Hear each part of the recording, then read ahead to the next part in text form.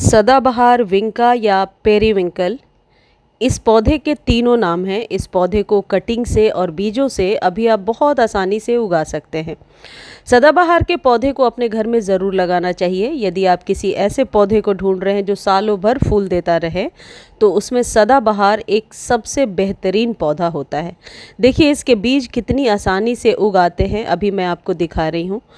इसके बीजों को उगाना भी बहुत आसान है, कटिंग लगाना भी आसान है, और इससे लगातार फ्लावरिंग लेते रहने के लिए क्या ज़रूरी चीज़ें हमें ध्यान रखनी है, आज के वीडियो में मैं आपको यही बताने वाली हूँ। बरसात में अक्सर हमारे सदाबहार का पौधा सूखने लगता है, डंडियाँ सूखने लगती हैं। एक बार जब ये पौधा सूखना शुरू हो जाता है तो फिर इसे बचाना बहुत ही मुश्किल हो जाता है।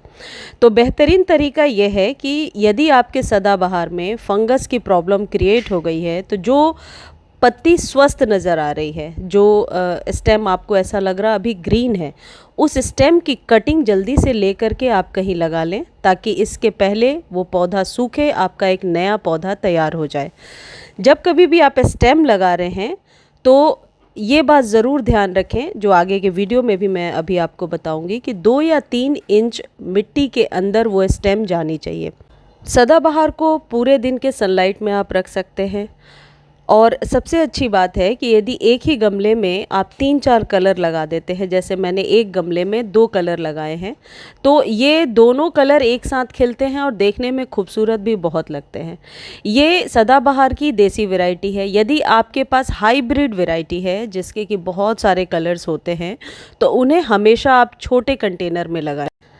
हाइब्रिड जो वैरायटी है उसे छोटे कंटेनर में लगाने से वो पौधा अच्छी परफॉर्मेंस दिखाता है।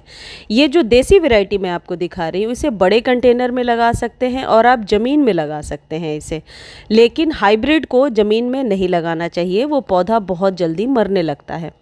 और इसकी जब आप कटिंग लगा रहे हैं तो ये बात ध्यान रखें, जैसे कि देखिए मैंने इसकी कटिंग लगा रखी है, 4 से 5 दिन में ही इसके रूट्स डेवलप होने लगते हैं। बस ये ध्यान रखना है कि वाटर लॉक्ड ना हो, कभी भी पानी जमा ना हो, और जो कुछ भी आप कटिंग लगा रहे हैं उसकी नीचे से पत्तियां कुछ इस तरीके से क्लीन कर दें। देखिए ये सदाबहार है और ये बिल्कुल सूख गया है। जब एक बार सूखना शुरू हो जाता है तो इस पौधे को बचाना मुश्किल हो जाता है, और सदाबहार में प्रॉब्लम आती ही है बरसातों में। अक्सर मैंने देखा है कि यदि वाटर लॉक्ड होने लगता है आपके पौधे में, आपके गमले में पानी जमा हो जाए तो वो पौधे सूखने लगते हैं। तो बेहतर है आप 4-5 कटिंग लेकर के लगाते जाइए। और ये ऐसा पौधा है, जैसा कि यदि आप पुराने व्यूअर होंगे तो आपने देखा होगा, फैब में मैंने बहुत सारे बीज लगाए थे, ये बीजों से ही उगे हैं। ये ऐसा पौधा है जिसकी कटिंग और बीज सालों भर आप लगाते जाइए और ये पौधा कभी आपके गार्डन से जाने वाला नहीं है। इतनी जो मैं ये दिखा रही हूँ 2 इंच कम से कम है, यही आपको मिट्टी में दबाना है। जब आप कटिंग ले लेंगे, कटिंग लेने के बाद यदि आपके पास किसी भी प्रकार का रूटिंग हार्मोन है तो रूटिंग हार्मोन में इसे आप दबा दीजिए, या फिर एलोवेरा जेल में इसके रूट्स को लगा करके, और फिर आप इसे कैसे लगाएंगे वो भी मैं आपको दिखा रही हूँ। सदाबहार को आप पूरे दिन के सनलाइट में रखिए, और यदि देसी है तो 5 से 10 इंच के कंटेनर में लगाइए, ज़मीन में भी लगा सकते हैं। और खाद इसे ओवर फर्टिलाइज कभी नहीं करना चाहिए। कई बार मैंने देखा है ज़्यादा खाद देने की वजह से ये पौधा मरने लगता है। ये वो पौधे हैं जो अपने आप ही ग्रो होते जाते हैं, इन्हें ज़्यादा खाद की ज़रूरत नहीं है, लेकिन बरसात में एक निश्चित केयर की ज़रूरत पड़ती है। जब कभी भी आप इसे लगा रहे हैं और या सॉइल मीडिया तैयार कर रहे हैं तो इस बात का ध्यान रखें कि 50% गार्डन सॉइल में 30% आप सैंड मिला लीजिए, और 15 नीम केक, और जो 15% है उसमें वर्मी कंपोस्ट डाल दीजिए। वर्मी कंपोस्ट की मात्रा शुरू में कम रखनी है, अदरवाइज इसकी पत्तियां पीली होकर के गिरने लगती हैं। जब कभी भी पौधे की पत्तियां पीली हो रही हैं तो 3-4 चीज़ें आप ध्यान रखें, या तो पौधे में वाटर लॉक्ड है, या अंडर वाटर है, या फिर आपने ओवर फर्टिलाइज कर दिया है। इन तीनों सिचुएशन में इसकी पत्तियां मुड़ने लगती हैं, पीली होकर के गिरने लगती हैं। जब कभी आप मिट्टी में लगा रहे हैं, पहले होल बनाइए और उसके बाद उस होल में इसे डालिए।